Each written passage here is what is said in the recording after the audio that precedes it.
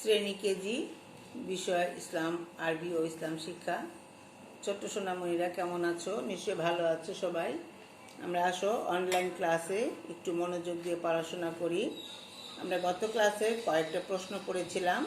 আজকেও আমরা প্রশ্ন উত্তরে কোরআন সম্পর্কে, ইসলাম সম্পর্কে, একজন মুসলমানের আদব কায়দা, শিক্ষা, এগুলো আমরা শিখব।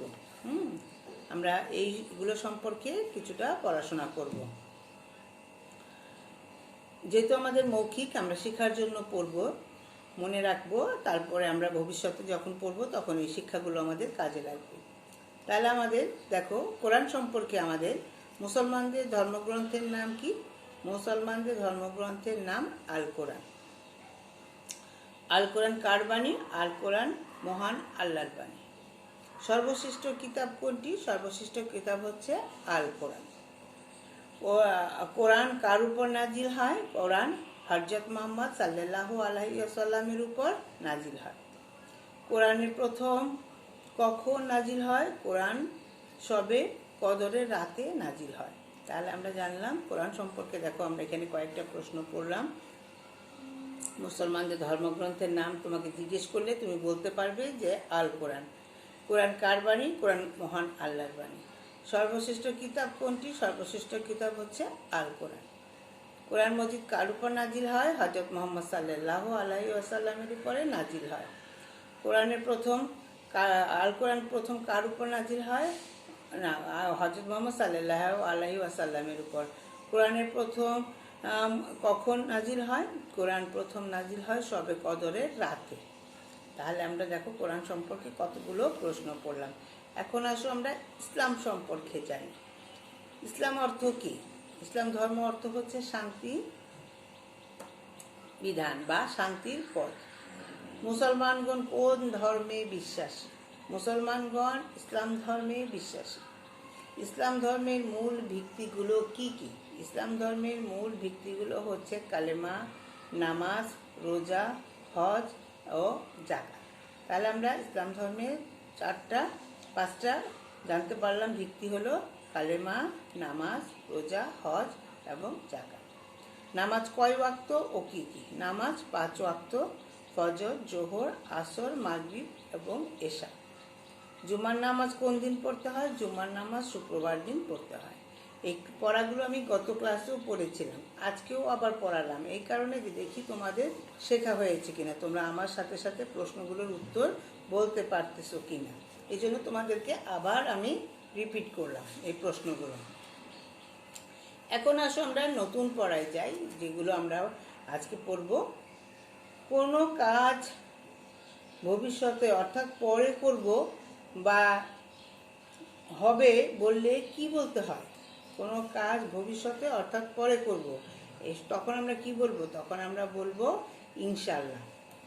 ইনশাআল্লাহ বলবো, অর্থাৎ যদি আল্লাহ ইচ্ছা হয়। কারণ আল্লাহর উপর ভরসা করে আমাদের কাজটা করতে হবে।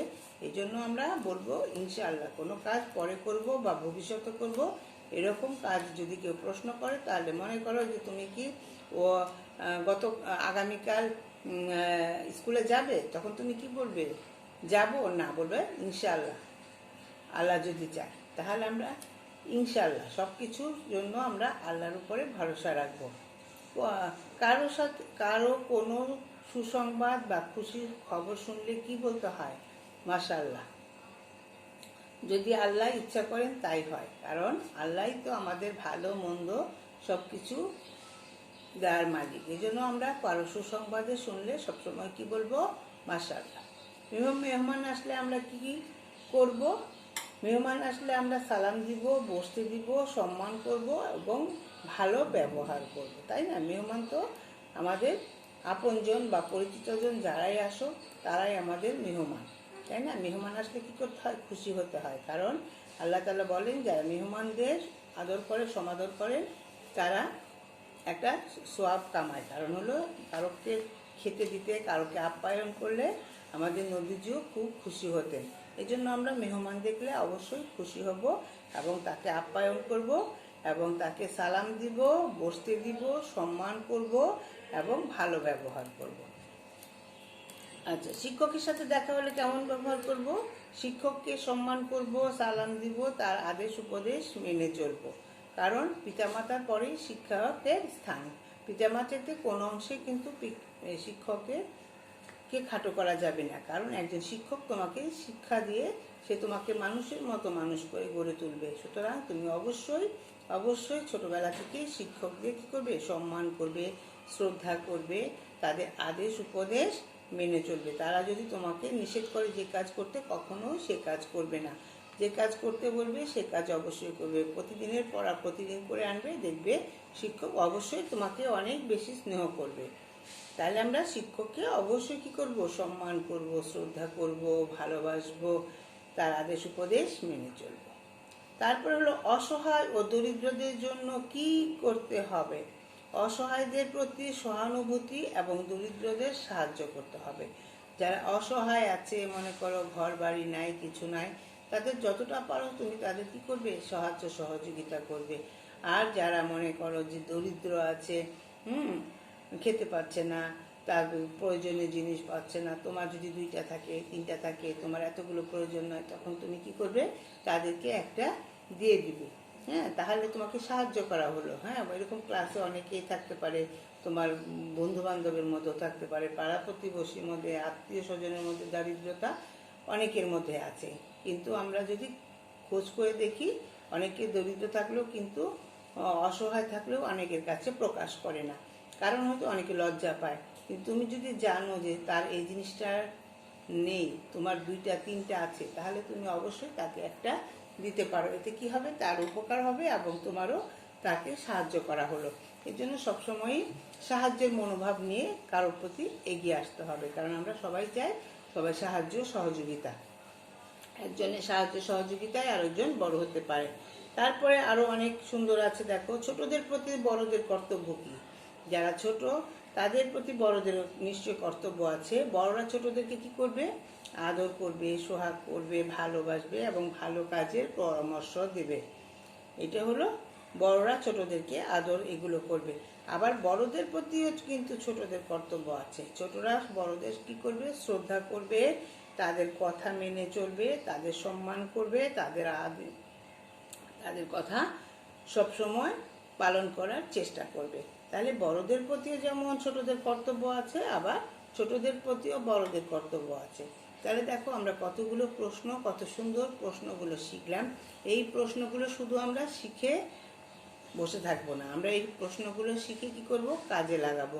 আমরা এগুলো বাস্তবে দেখাবো, আমাদের আচার আচরণে আমরা এই জিনিসগুলো দেখাবো যে আমরা এতটা শিখেছি। আমরা দেখো আমাদের যদিও আমাদের যদি অনেকের মধ্যেই আছে, আমি জানি এই অভ্যাসগুলো, কিন্তু যাদের মধ্যে একটু ঘাটতি আছে বা কম আছে, তারা আশা করি এই অভ্যাসগুলো আমরা কাজে পরিণত করব। হ্যাঁ, আমরা সব কাজের আগে বিসমিল্লাহ বলে শুরু করব।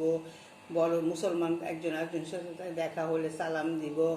তারপরে সালামে কেউ যদি আগে সালাম দিয়ে ফেলে, আমরা ওয়ালাইকুম আসসালাম বলবো।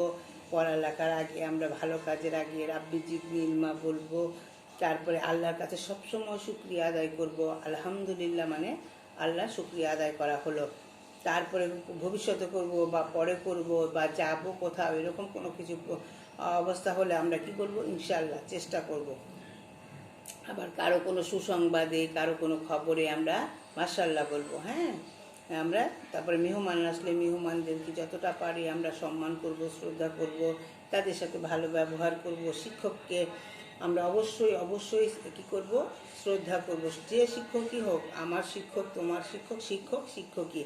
আমরা কিন্তু এখনও আমাদের শিক্ষকদের সাথে দেখা হলে সালাম দেই এবং অনেক সময় পায়ে হাত দিয়ে সালাম করতে চাই, তারা অনেক সময় মানা করে। আমরা তাদেরকে ভালো মন্দ জিজ্ঞেস করি, কেমন আছেন, কোথায় আছেন, শরীরটা কেমন আছে, এরকম আমরাও কিন্তু আমাদের শিক্ষকদেরকে শ্রদ্ধা করি, সালাম করি। তাহলে আমরা কি করব? দরিদ্র অসহায়দেরও সাহায্য করব। যারা দরিদ্র অসহায়, যারা কোনো সমস্যায় আছে, কি সমস্যায় আছে, যতটা পারা জানার চেষ্টা করব, জেনে সেইভাবে তাদের আমরা সাহায্য করার চেষ্টা করব।